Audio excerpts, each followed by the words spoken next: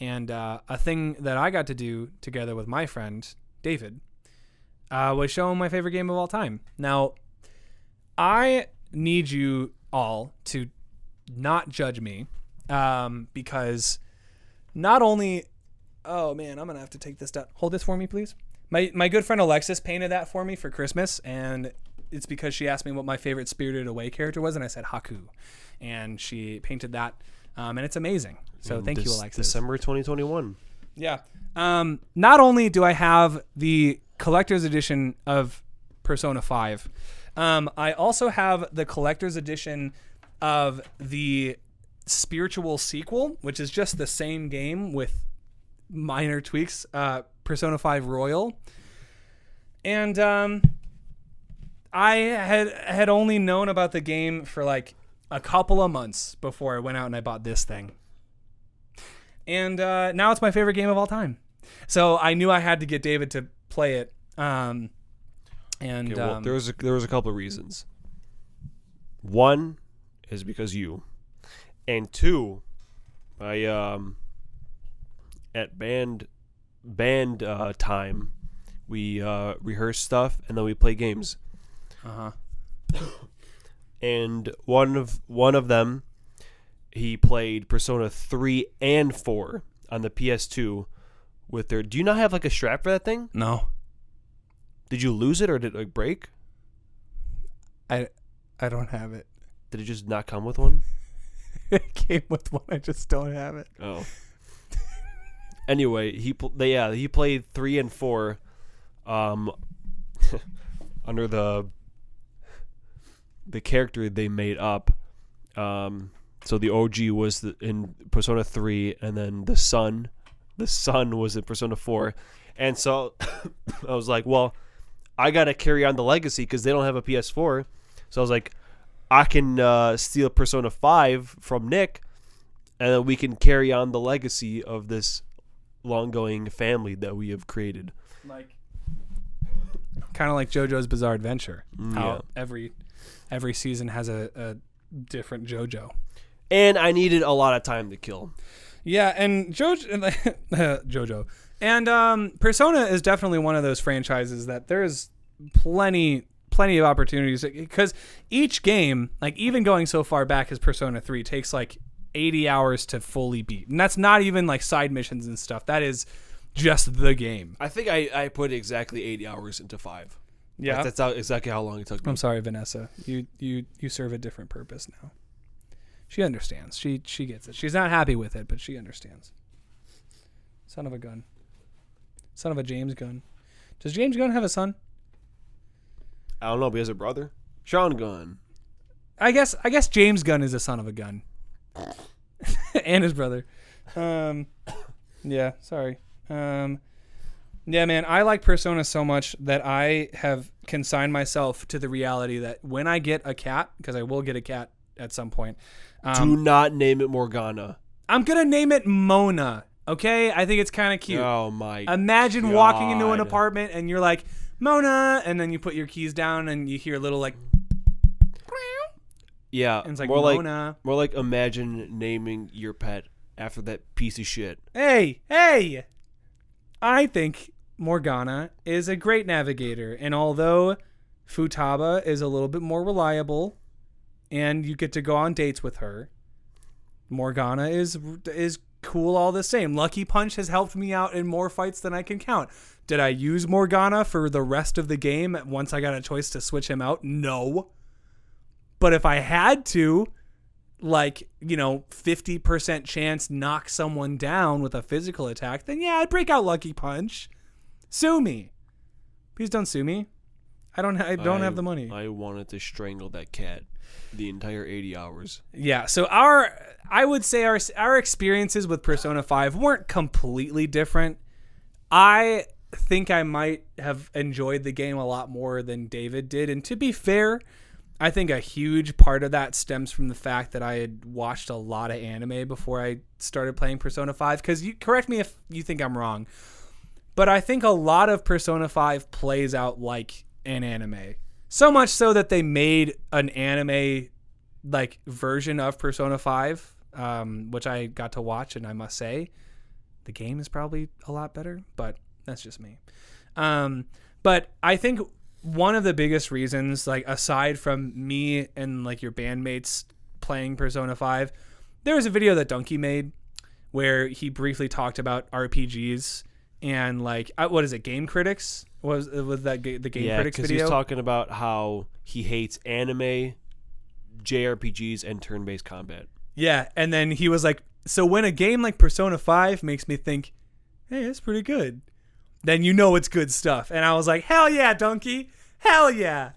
And so after all this time of telling David about Persona 5, he was like, hey, man, do you want to let me borrow that sometime? I shit my pants. Sorry, I pooed my pants. No, I shit my pants. It was all over. I remember I was in the car, and it got all over my car seat because I was so excited.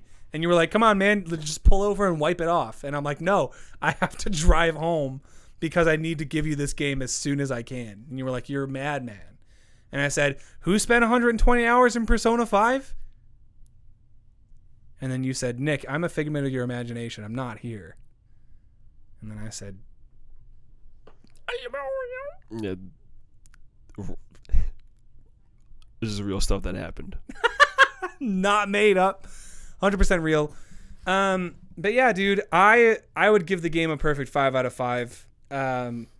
Because honestly, I got to the end of the first, like the original Persona 5.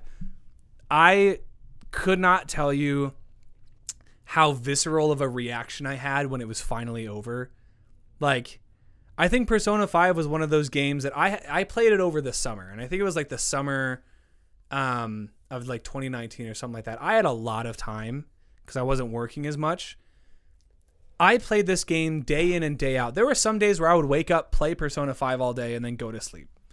And by the time the game was over and you're finally with all of your friends and the credits roll and you're looking back on all of these scenes from earlier in the game and like, I don't know, it's really cheesy when I've seen it in other games, but for some reason in Persona 5, it just made me feel really nostalgic. Like I had to say goodbye to all of my friends that I had met over the course of all of these hours. And like the end of the game, spoiler alert, you get to talk to all of your friends before you move back to your hometown and never see them again until Persona 5 Strikers. But like you basically say goodbye to all your friends that you had been through these traumatic experiences with. And all of them are like, yeah, I'm going to go to college, or yeah, I'm going to go start my own cafe, or I'm going to go off and do great things. And then you get on the train to go home. And, you know, there's a cute cutscene where they pick you up in a van and they're like, hey, man, it's summer vacation. Let's go hang out for a little bit longer. But it's like all of these characters, I don't know, man. It really did feel like I was saying goodbye to my best friends. And so like the music plays and you're kind of just sitting there like soaking it all in. And the last couple of minutes before the credits are over, I have a feeling you didn't have that same experience. Not really. Yeah, I thought so. I mean, for one thing, I played the game with no sound, which I was very upset to hear about the first time because I think the voice acting and the music are spectacular. Yeah, okay. Well, thank God, because the couple times I did play with sound and that piece of shit, okay. Wow, looking cool, Joker. Wow, looking cool, Joker. Wow, looking cool, Joker. Wow, looking cool, Joker. Okay, Are you shitting me? He's not the navigator once you meet Futaba. He doesn't say that stuff halfway through the game. Well, that first half was a nightmare.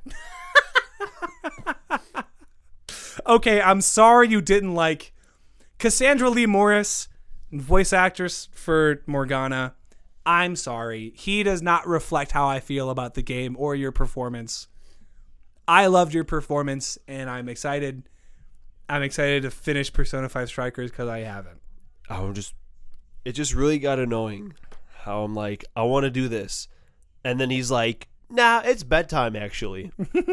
Leave me alone and let me do some pull-ups. God damn it. Yeah, don't you hate it when you're about to do pull-ups and your cat's like, nah, man, get to bed. Son of a bitch.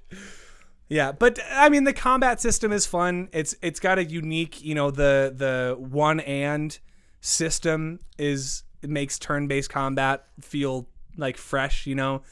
The boss battles can be really annoying, like the Haru's dad, like the spaceship boss battle. Even in Royal, they didn't really fix it. It's so frustrating. Especially when you just get like, they hit you with something and it knocks you down, and they go again and then they kill you. Yeah, I like to think, and this is a comparison that I only made now in my head because we were talking about this about, Pokemon. Pokemon Legends Arceus works a very similar way, where if you don't have the upper hand at the beginning of the battle, then you're kind of fucked. So, there are a couple of moments where like they tell you straight up, like, if you can afford to be sneaky, you're the Phantom Thieves. That's your whole thing. Like, you don't have to engage in combat all the time. But obviously you want to grind that XP. You want to get those items. You want to get those masks, Plus, It's kind of cool when you jump on someone's back and you're like, I'll reveal your true form. And then you rip their face off and blood gets everywhere. That's kind of fun. Yeah. But it was a really annoying thing was just like how enemies kept respawning. Yeah. When you like go into a different room and come back. Yeah. Especially when you're like low on health, or what SP was it called? Yeah, SP. Yeah. It's hard to find items that recover your SP. It just got so annoying because like there's like a lot of them, and even sneaking got kind of hard. Yeah, because there's just so many. But no, overall, I mean, I did beat it. Yeah, I did put the 8 hours, so obviously I kind of liked it. Yeah. Yeah, I just don't think it had the same impact on him as I was kind of hoping it would, because, when you share your favorite anything with someone that you really care about, you kind of want them to like it the same way that, they enjoy you. Because, like, for me, I think, I don't know, it's the same way that I think about music. It's like one thing, like a domino effect, like one small thing leads to another big thing. And, like, me working at a movie theater influenced me enough to watch anime, and now I feel like anime is such a regular part of my life. It's like intrinsically linked to who I am. And so when I played Persona 5, it was just an extension of that feeling, but it was like interactive. So I felt like, I don't know, it was a really cool experience for me because I thought like it was an extension of myself in the game. Obviously, most games that have unnamed protagonists, want you to feel like, oh yeah, this is your journey. But I feel like Persona 5 really did feel like my journey because I was meeting these people in real time for the first time and becoming friends with them. And like the dialogue and the interactions that you have with these characters just feels so genuine, and like the writing is really good. And at least in my opinion, it made me actually care about these characters so that when it was time to leave and say goodbye to everybody, it made me feel really bad. But then, they came out with Royal and they came out with Strikers, and they're going to milk Persona 5 for as long as they can.